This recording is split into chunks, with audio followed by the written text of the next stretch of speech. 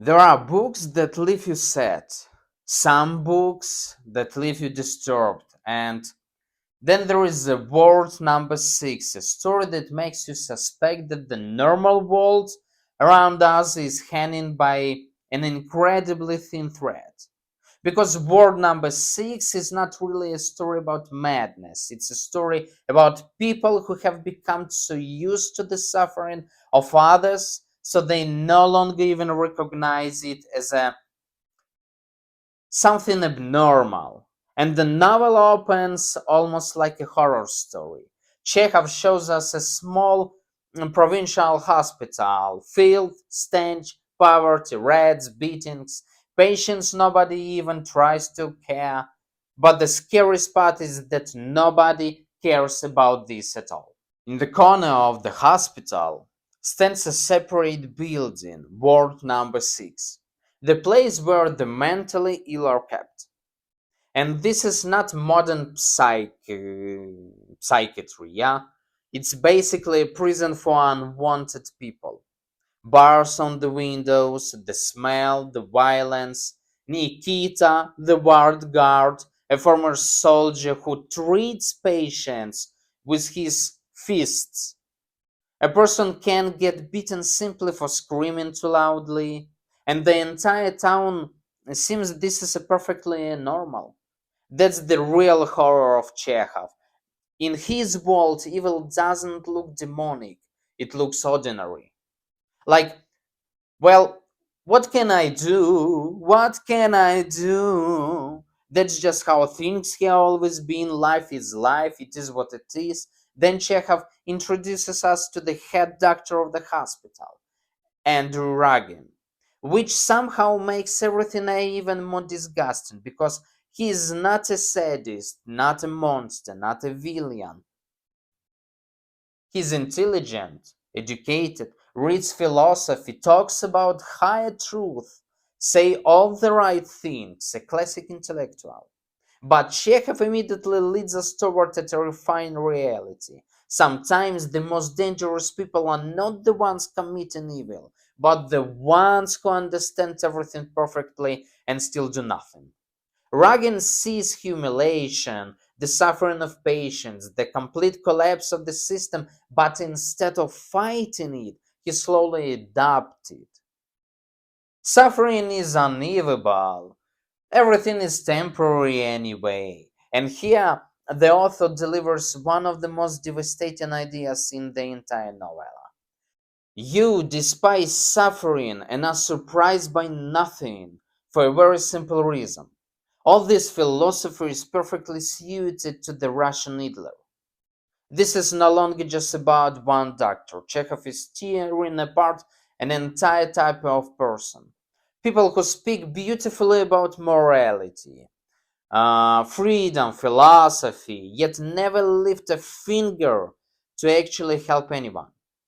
And the most terrifying part is that Ragin still doesn't understand that the very system he watches with such indifference is about to come for him too.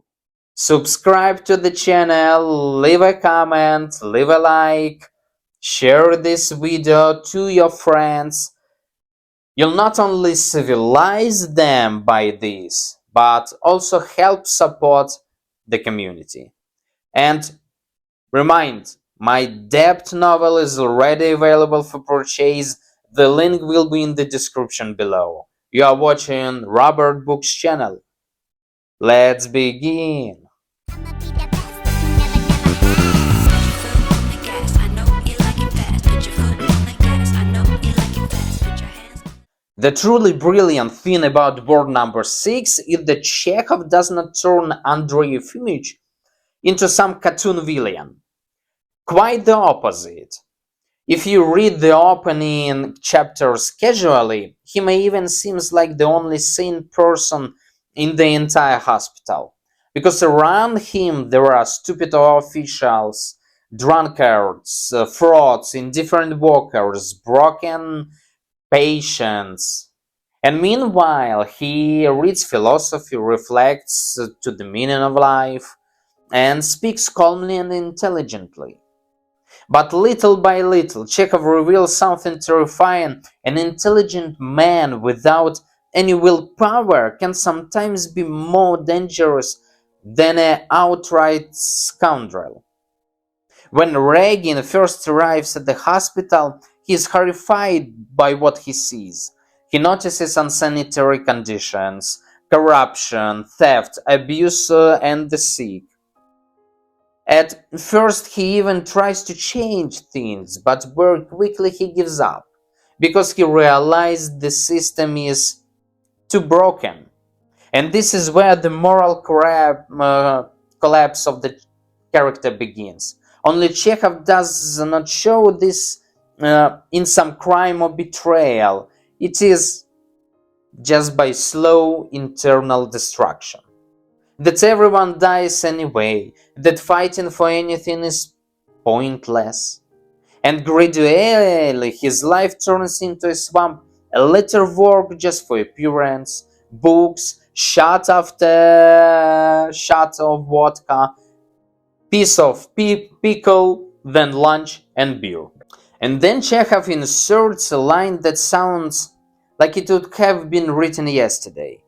There are people who always say intelligent and proper things, yet you still feel they are profoundly stupid. It is a complete destruction of fake intellectualism, because Ragin truly does say intelligent things, but behind all his philosophical speeches hides one simple truth.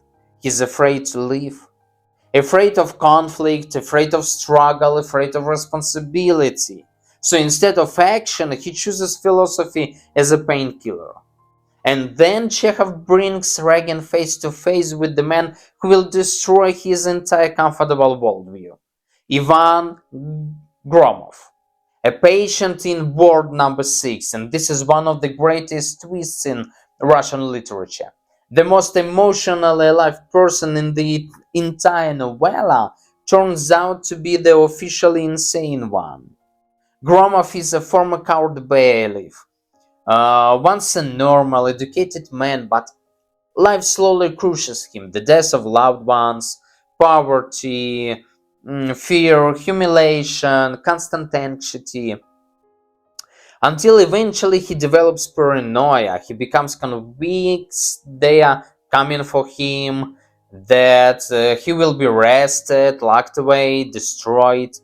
The most terrifying thing is, in Chekhov's world, his fears doesn't even sound irrational, because this is a Russia where a person really can be destroyed simply because circumstances turned against him.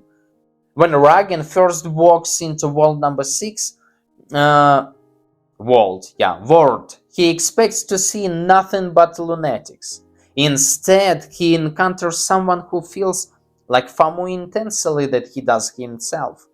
Gromov hates injustice, fears pain, burns with humiliation, shouts, argues, suffers. In other words, he behaves like a living human being. And Gromov is the first person to expose Ragin completely. He essentially tells him, your philosophy is not wisdom, it's laziness and cowardice.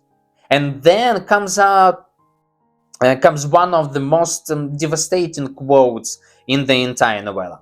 Society has no higher purpose. It lives a dull and meaningless life, broken up only by violence, crude debauchery, and hypocrisy. And the most terrifying part is that Ragin slowly begins to realize the madman is telling the truth. The madman who turned out to be the only sane person. Word, not word, not world, word, yeah. But for someone, it's the whole world. Number 6 stops being just a story about a hospital and turns into a full-scale intellectual clash. Because the conversations between Ragin and Gromov are no longer doctor-patient discussions. They become a collision between two completely different ways of looking at life. On one side, Andrey Efimych, a man who reads the Stoics, talks about the meaninglessness of suffering, convinces himself that everything should be faced calmly. And on the other side, Ivan Gromov, a broken man, nervous, terrified, officially insane, yet somehow he becomes the only person in the novella who has not made peace with evil. And this is where Chekhov does something terrifying. He begins portraying the madman as morally superior to the normal doctor. Because at least Gromov still suffers from injustice, while Ragin has long since learned how to explain it away comfortably. Gromov destroys Ragin's philosophy. Ragin approaches him almost like a wise sage. He starts explaining suffering is unimportant, everything is temporary, pain should be despised. A truly intelligent person should rise above all this. The classic philosophy of someone who has never truly suffered. And Gromov practically explodes, because to him it sounds like mockery. Are you kidding? He tells Ragin something almost brilliant. It's easy to preach contempt for pain when nobody has ever beaten you, humiliated you, or locked you behind bars. And here Chekhov completely demolishes armchair philosophy, because Gromov is essentially accusing Ragin of emotional impotence. As if to say, you're hiding behind clever words for so long that you've forgotten how to feel another person's pain at all, altogether. Isn't it absurd to talk about justice when every act of violence is accepted by society as something reasonable and necessary, while every act of mercy, even an acquittal, provokes an explosion of bitter, vengeful outrage? And the longer they talk, the more their roles begin to reverse. The doctor starts looking emptier and emptier, while the madman appears increasingly rational. Because Gromov is at least alive. He hates evil, fears death, feels humiliation, reacts intensely to injustice, while Ragin is already almost dead inside. He hidden inside philosophy for so long that he has become nothing more than a spectator of his own life. And here Chekhov lands one of the most hardest blows in the entire novella. Indifference does not make a person wise, it merely makes them convenient for every ugly thing happening around them. Let me quote part of the dialogue. No, I want to know why you consider yourself an authority on understanding life, despising suffering and all of the rest of it. Have you ever suffered yourself? Do you ever know what is suffering? Tell me, were you beaten as a child? No, my parents were disgusted by corporal punishment. Well, my father whipped me brutally. He was a harsh bureaucrat with hemorrhoids, a long nose, and a yellow neck. But let's talk about you. Nobody threatened you, bullied you, crushed you. You are as healthy as you are. You grew up under your father's wing, studied at his expense, and then immediately landed a cushy position. For over 20 years, you've lived in a free apartment with heating, subsidized, lightning, servants, and the right to work as much or a little as you pleased, even to do nothing at all. By nature, you are lazy and soft. So naturally, you arranged your life in a way that nothing would disturb or challenge you. You dumped your work onto the assistant and the rest of the scum while you sat in a warmth and silence, saved money, read books, entertained yourself with lofty nonsense, and drank. In short, you have never seen real life. You know absolutely nothing about it, and you are only acquaintance with reality theoretical. And you despise suffering and are surprised by nothing for a very simple reason. Verity, vanity of vanities, external and internal contempt for life, suffering and death, true understanding, high good. All of this philosophy is perfectly suited to the Russian needler. You see a peasant beating his wife. Why interfere? Let him beat her. They both die sooner or later anyway. Besides, by beating her, he only humiliates himself. Drinking is stupid and indecent, but whether you drink or not, you'll die just the same. Do not make a drama.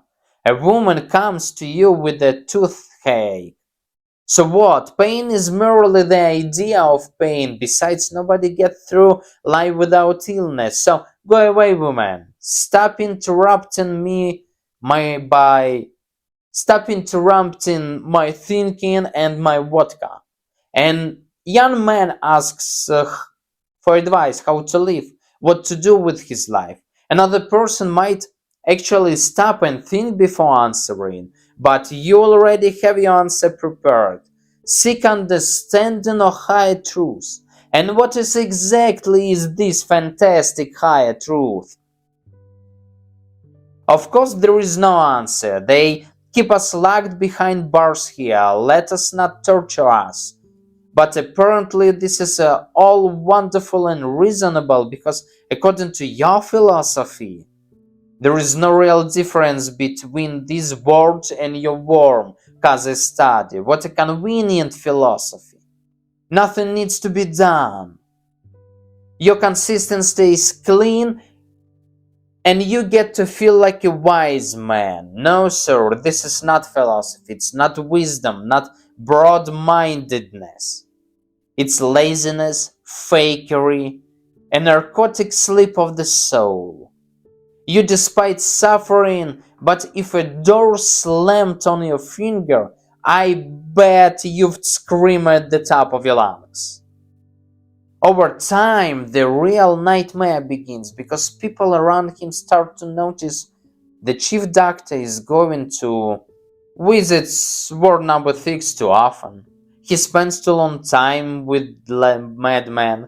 He behaves in a strange way, and here Chekhov shows how fragile the line is between a normal person and a madman. It's enough for rumors to start circulating about you. Gossips. That's it. No one will try to understand. No one is interested in the truth. People don't even need a real reason to declare someone insane.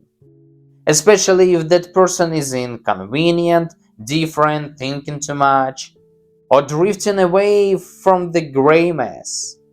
And the most terrifying thing is that Ragin does not realize until the very end the system has already started digesting him the same way it digested the patients of ward number 6. Because he still thinks he is observing horror from the outside.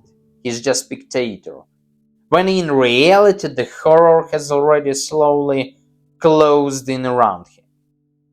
How society instantly swallows a person who falls out of the system.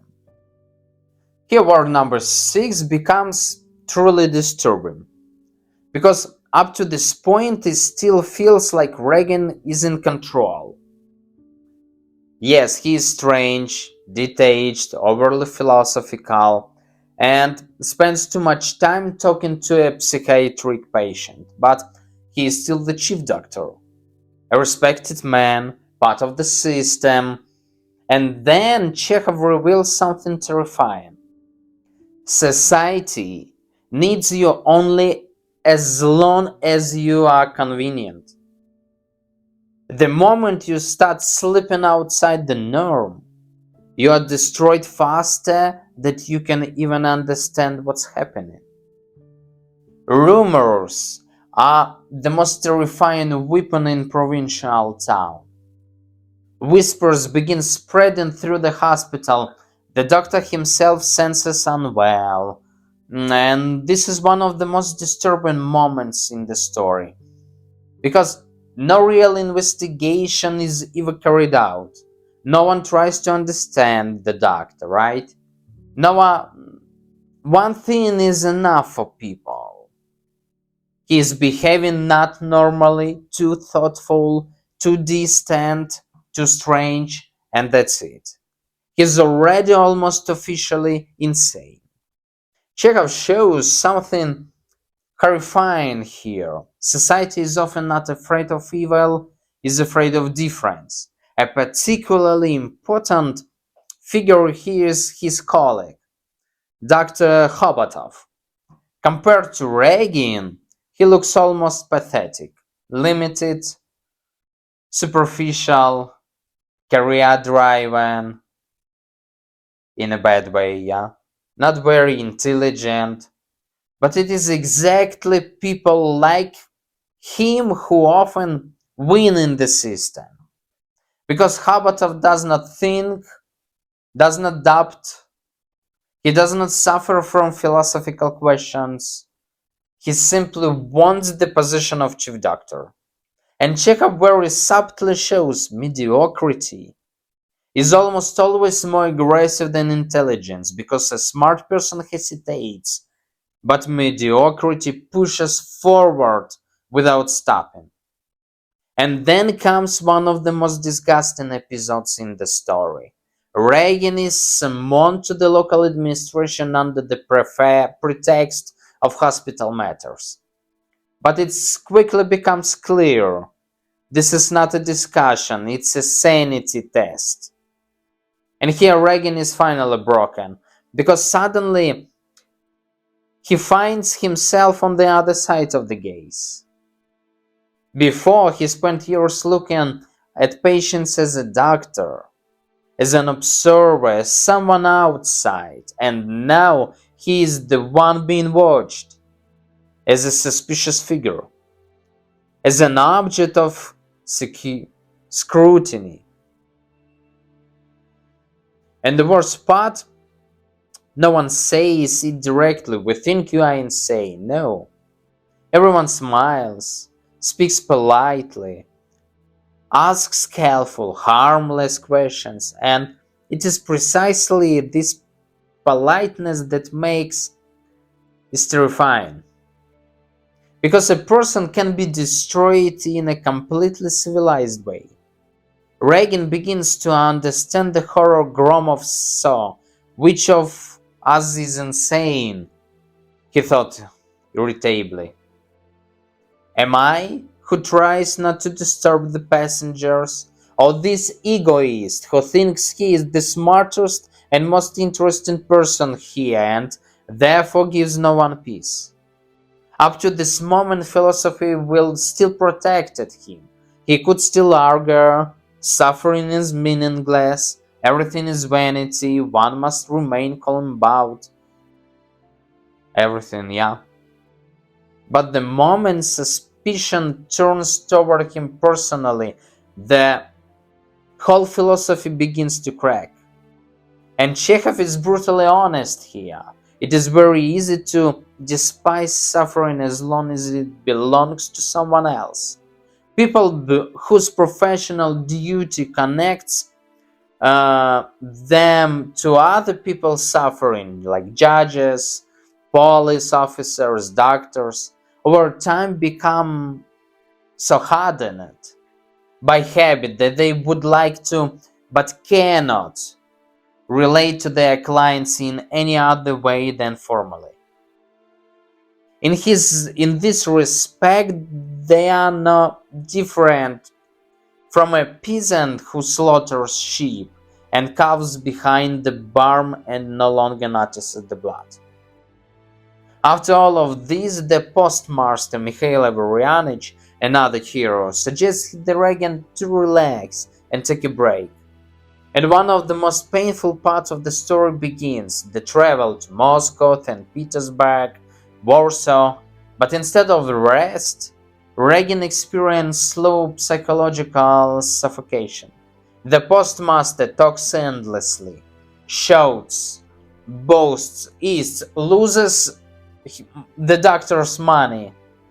It is almost comedy, but a very cruel one, because author shows something important.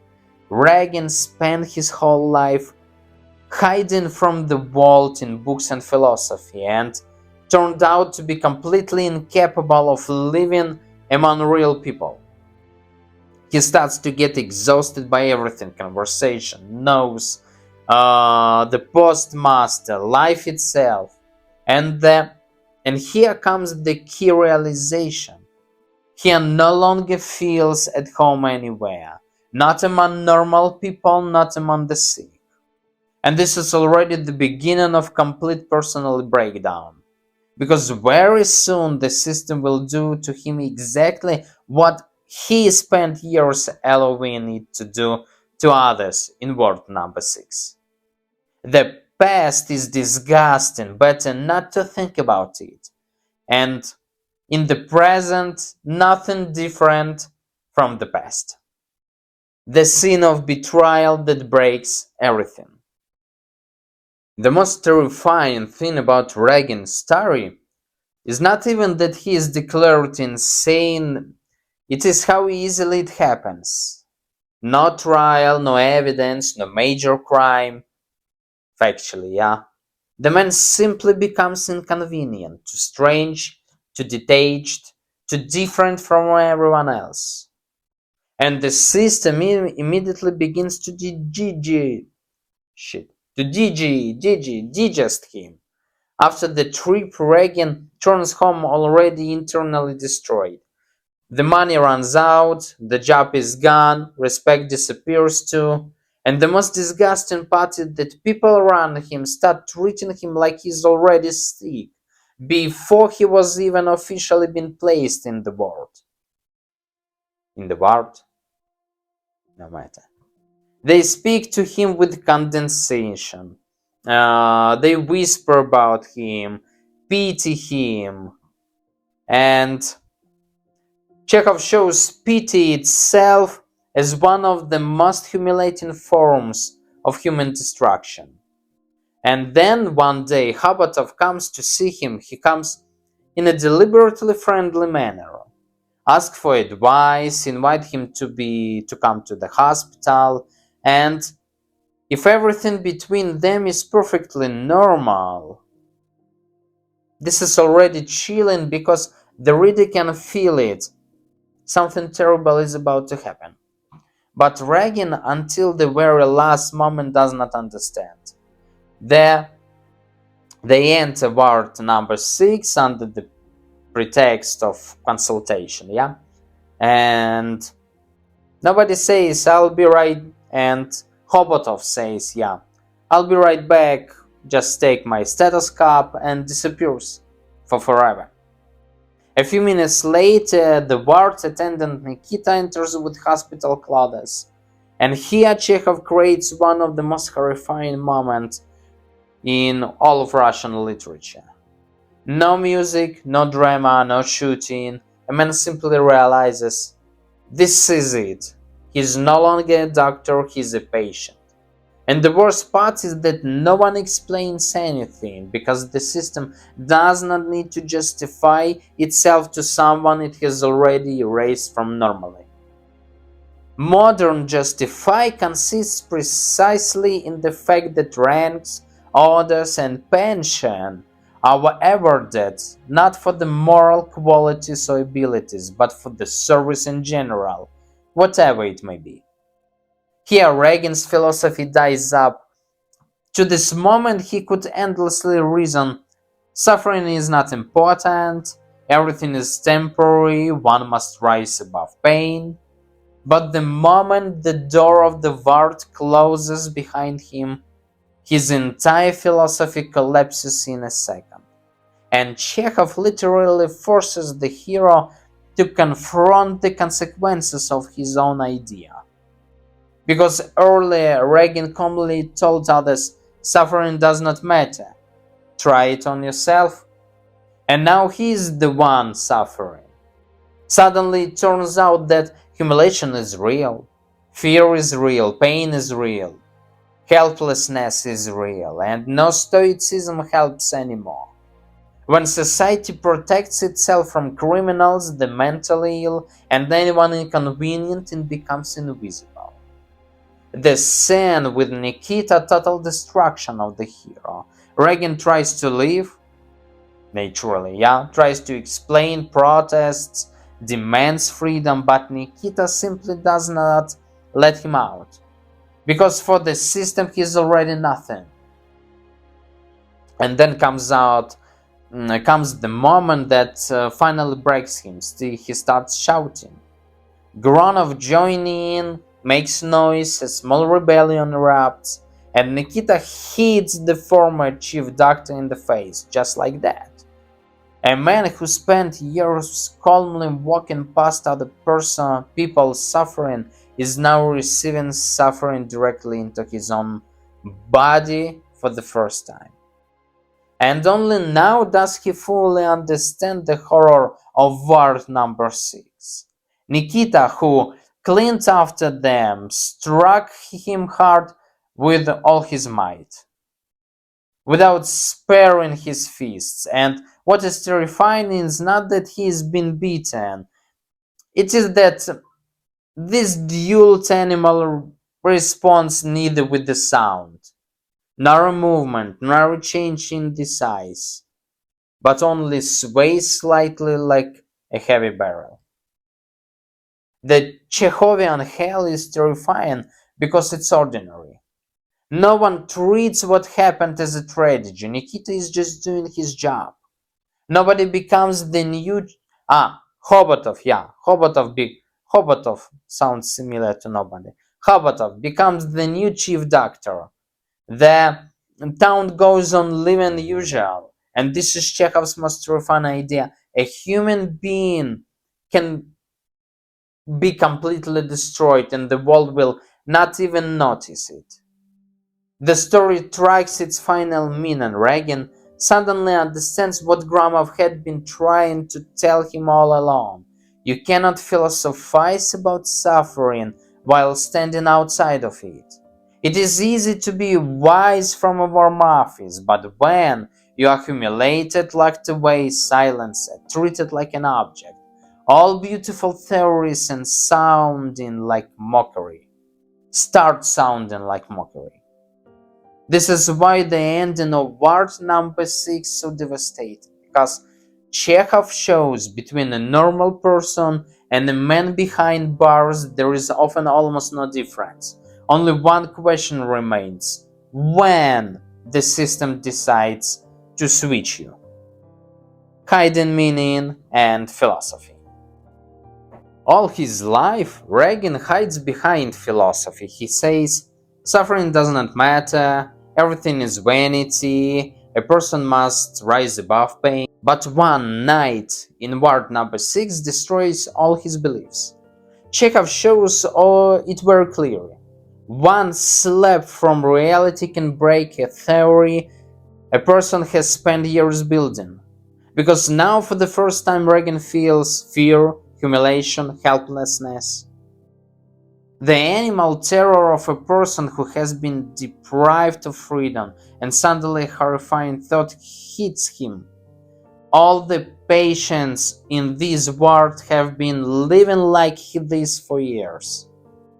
And he walked past them. And this is where Chekhov's become a genius. There is no big dramatic scene. No one saves doctor, yeah? Ragin. No one repents.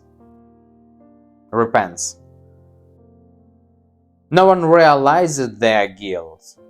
The world does not change at all. The hospital keeps running. People keep living their lives. Hobotov gets the position he wanted. Nikita continues beating patients. The system does not even notice the death of human being. And this is the central horror of the story. A person can be humiliated, broken, driven insane, destroyed, and everything around him will continue as if nothing happened. Ragin does not die from illness formally, Chekhov writes, apoplexy.